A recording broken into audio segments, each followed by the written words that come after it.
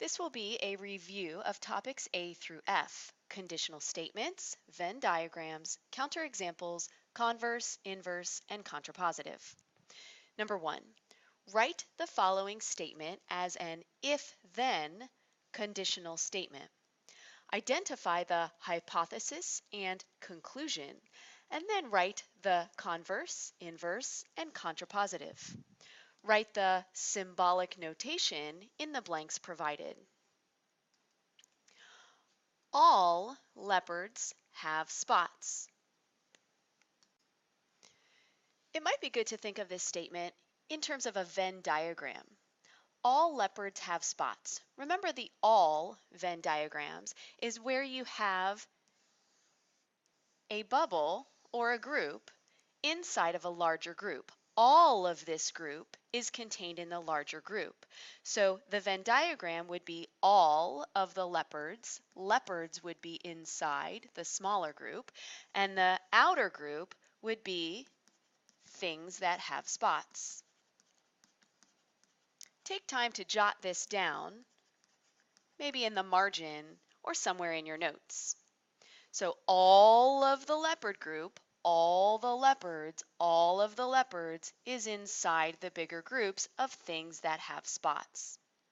That might help us to change this into an if-then conditional statement. The hypothesis is usually what is inside. This part is the if, and the outside is the then, the conclusion. So the conditional statement could be, if it's a leopard, then it has spots. Another way to think about this is finding the verb.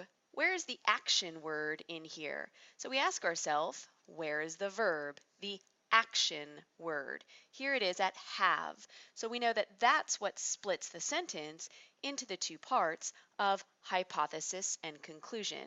If it's a leopard, then it has spots. Anything that comes after the if and before the then is the hypothesis. Let's assign the symbols for this conditional statement. Let's call this part P, the hypothesis, and the conclusion we will call Q. Everything that comes after then is the conclusion. So our conditional statement in symbolic notation is P arrow Q. The hypothesis, which is the P, is this part. It's a leopard. The conclusion, the Q, is everything that comes after the then. It has spots. Remember that the converse is when we switch, we flip the conditional statement. We write it backwards, Q arrow P. So if still always goes at the beginning, but now we write the conclusion first. If it has spots, then, and now we write what was the hypothesis, it's a leopard. The inverse is when we take the conditional statement and negate it. So we keep it in this order, but we do not P, then not Q. So if, which always goes at the beginning, looking at the hypothesis was it's a leopard, we change it to it's not a leopard. Then, now looking at the conclusion, it has spots. It does not have spots. The contrapositive is when we flip it like the converse and then negate it. So not Q, then not P.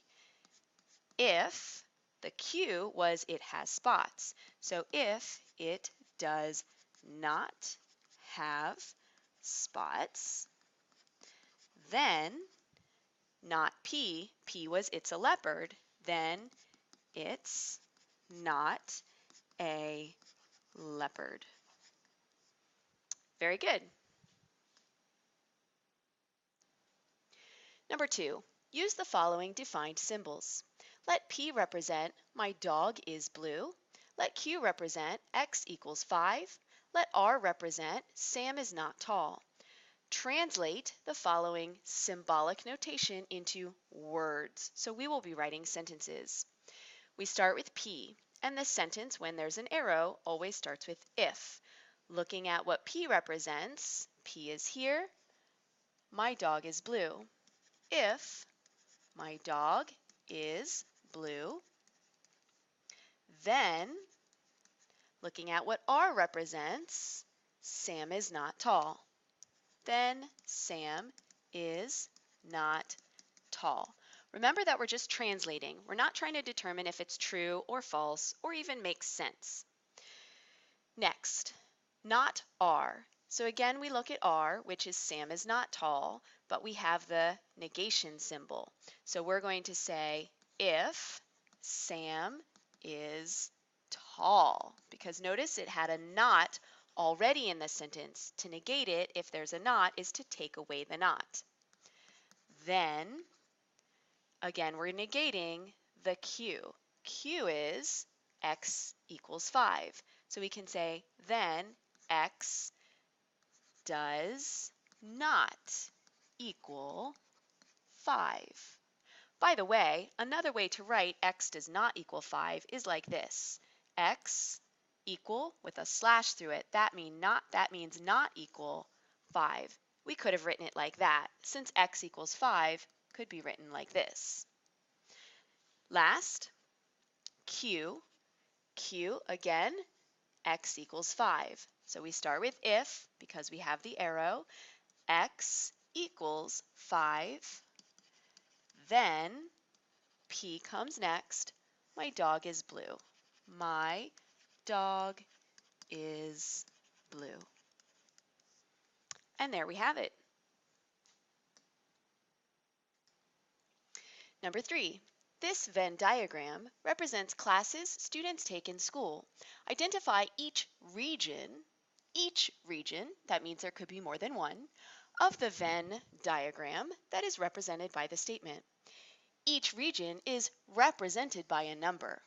So you see here, we've got this little part is region 1, this is region 2, this is region 3, so on and so forth. Math is the class represented by everything in this large circle, so it's all of the regions 11, 12, 10, 2, 5, 3, and 1. Math includes all of those regions. Let's see what A says. Students who take science and art, but not music. So let's start with science and art. Here is science, all of those regions, and here is art. If it says and, it has to be in the area where science and art intersect.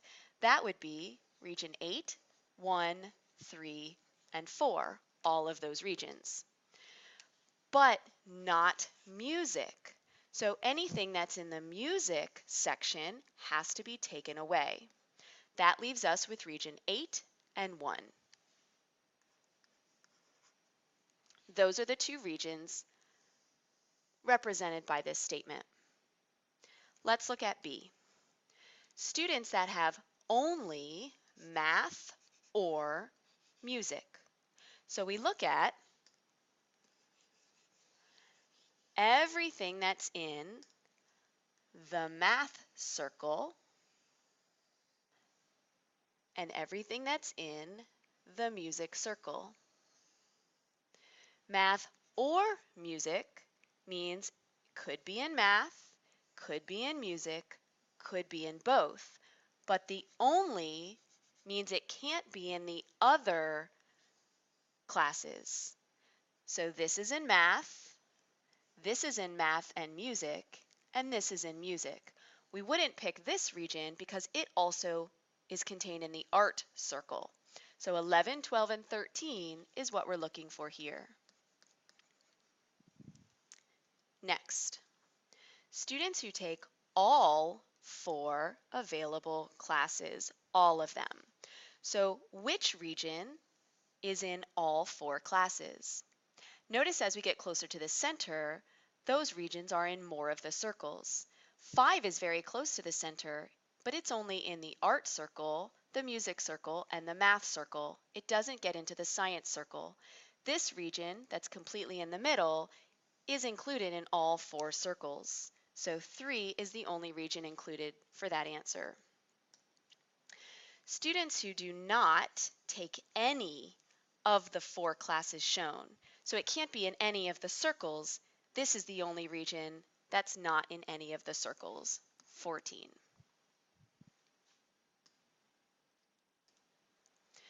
Number 4, find a counterexample to the following conjecture if possible. If a student takes math, then they take statistics. Remember that a counterexample needs to be specific and needs to prove that the statement is false. So we're trying to think of a student that takes math but does not take statistics. So I'm going to think of one specific student that I know. I'm going to say Luis. I know Luis takes math, but he does not take statistics.